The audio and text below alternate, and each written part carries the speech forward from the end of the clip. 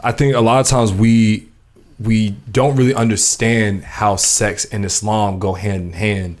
We don't understand the erotic nature of Islam. And I've heard some hadith and some stories of the Prophet, peace and praise be upon him, and certain things that he used to partake in that, you know, oftentimes, like, if you heard it was a random person doing it, you'd be like, oh man, that's nasty. Like, why are we talking about that? But once you know it's the Prophet, and you're like, really? That's interesting.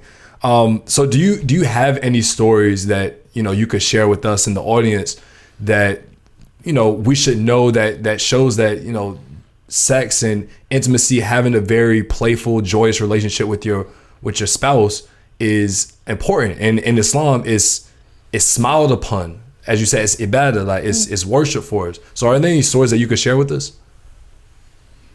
I mean, there are lots of ahadith. I think Habib Akande has a book called The Taste of Honey, and he has a lot of these ahadith in the book.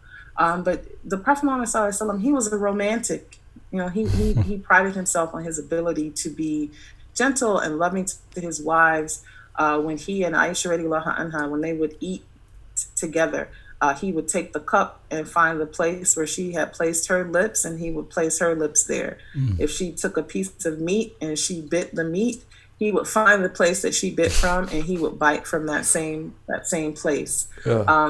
There are numerous ahadith that talk about how he used to fondle the breasts of his wives when they were on their menstrual cycle, to show and demonstrate that you can still, you know, engage in intimate sex play with your spouse even when she's on her menses. There's lots and lots of examples that we can look to, and lots of admonishments that we can look to. Also, the hadith of Jabir is where a man is rushing home, and he's coming home from a long journey, and he wants to see his wife.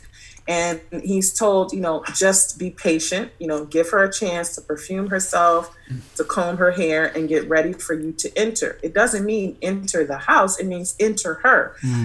There are hadith that talk about how the Prophet Muhammad sallallahu alaihi wasallam, when he would kiss, and I can't recall the name of this particular wife, when he would kiss his wife, he would suck her tongue. This is what it says in Arabic. They don't translate that part in English, but if you can read the Arabic, these ahadith are very prescriptive in terms of what is allowable, what is encouraged, and what the Prophet Muhammad sallallahu alaihi wasallam did as a man with his wives. Wow. And you got me over here reading the 5 love languages, man. Hey, sorry.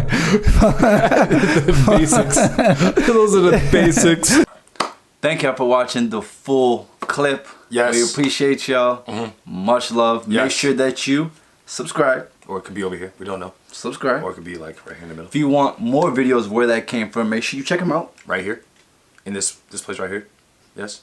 Full videos as well as more clips right here below. And again, we'll see you guys in the next clip or episode. Salam. Yeah.